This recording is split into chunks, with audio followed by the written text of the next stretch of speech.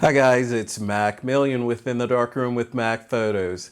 Thanks for stopping by and joining me for today's episode. It's been a couple of weeks. I've taken a couple of weeks off to spend the holidays with the family, but so very happy and glad to be with you here in 2017. To get things kicked off, I thought we'd take a look at lens selections, why you choose to shoot with the lenses you do, and if you're limited to only one or two lenses, I'm going to show you how to take full advantage of those lenses. So to get things started, let's hop on over to the other side and take a closer look.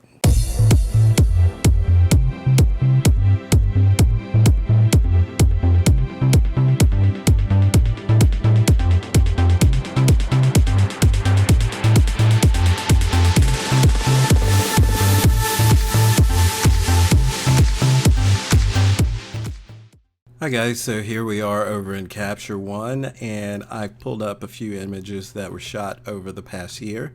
I know as you're looking, you're probably thinking one of the images looks a little out of place, since most of you have come to know me as a swimwear, fashion, and glamour photographer primarily.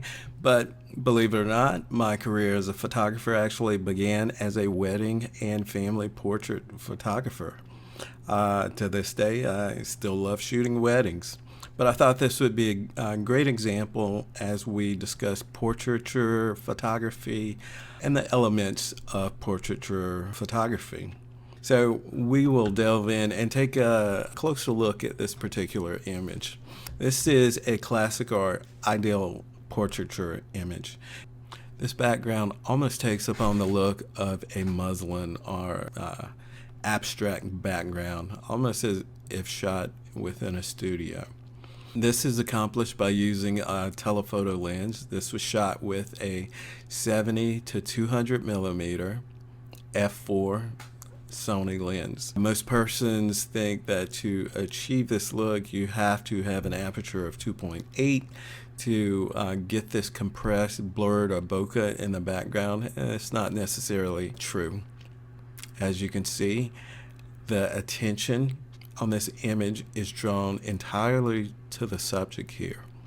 And by compressing or blurring that background, it just gives us a nice palette or color background.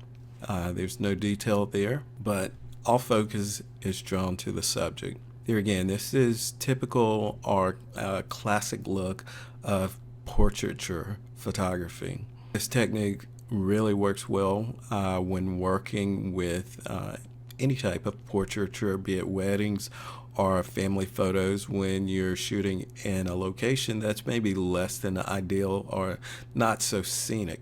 Another very advantageous use for this technique is when shooting boudoir photography. You're able to focus on a portion or part of the subject's body. Maybe you're focusing on an eye, and the back and legs tend to go to a blur. Maybe you won't use a depth of field as shallow as 2.8, but still the same principle at play there.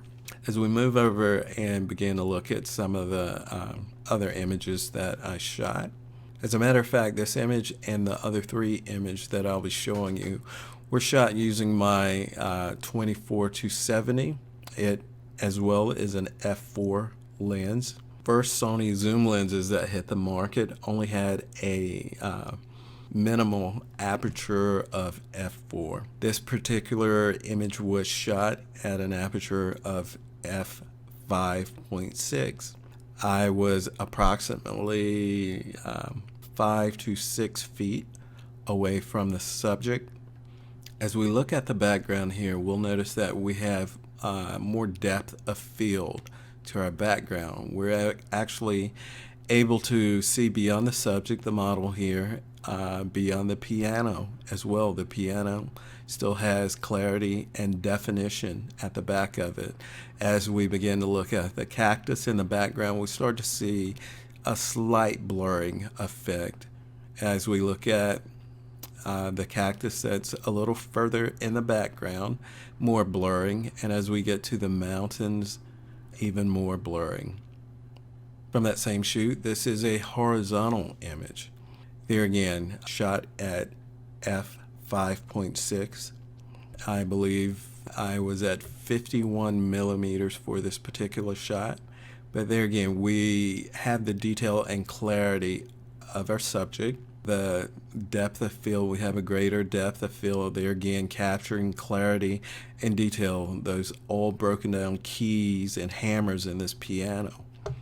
As we begin to look backwards, we begin to see some blurring of the cactus that are further back, and some blurring as far as the mountain range back there. But notice that the background is not completely blown out. If we think back to that first image we took a look at, that portraiture image, this image is nothing like that. Because it's really important before you begin shooting to have an idea of what you're shooting for and what you want your end results to be. It's very important. That's going to decide what lens you select for that shoot. The first thing that I think about is what aperture I want to be shooting at. That aperture depends on how much of the background I want to be present, clear, and focused in the image. Another thing we have to take into account here is depth of field, be it shallow or a larger depth of field. A shallow depth of field means that once we get beyond our focal plane of the subject, the blurring or bokeh effect will begin to start very quickly. When we look at a larger depth of field, that means that fall off or that clarity extends further past our subject or focal plane. It extends further into the background before we begin to see that blurring or bokeh effect in the image. And there are other things that contribute to this as well. One of the main things that will contribute to this as well is going to be the distance between our lens and your subject. There again, if you think back to what I mentioned before, I was about 5 to 6 feet away from the subject here. Being that far back means that I'm going to have a larger depth of field, meaning that more of the background is going to be in focus.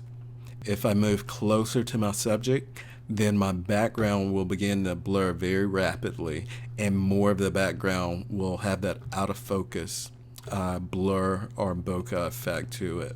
And the last image we're going to take a look at here was shot at exactly the same aperture of 5.6.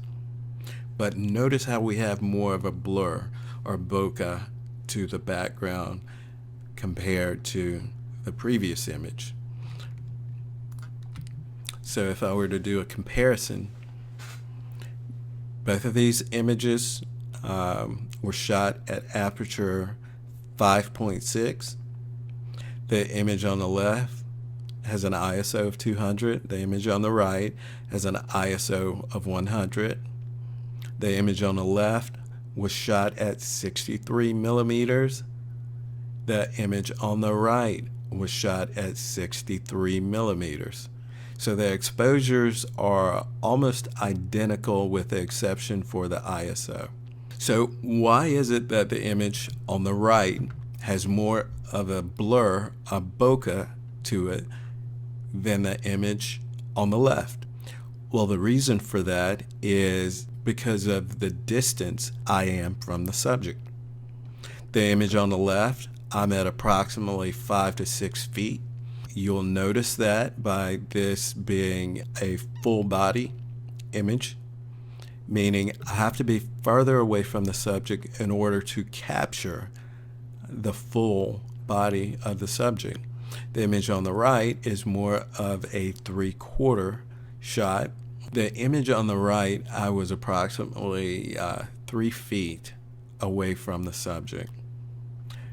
The closer you are to the subject, the faster you're going to begin to have that out of focus fall off or blurring or bokeh to your background. So be it using a 70 to 200 millimeter or a 24 to 70 millimeter, the concept is the same. The closer you are to the subject, the more rapid fall off or blurring effect you're going to have to your background. The farther you're away from your subject, the more depth of field you're going to have, meaning that it's going to take longer for that blurring effect to take place, and you're going to have more clarity in the background. As usual, I hope this episode has been beneficial and you walk away with a better understanding as far as making the best of your lens selections for your upcoming shoots. Until the next time, get out there, get shooting, and remember, make every shot count.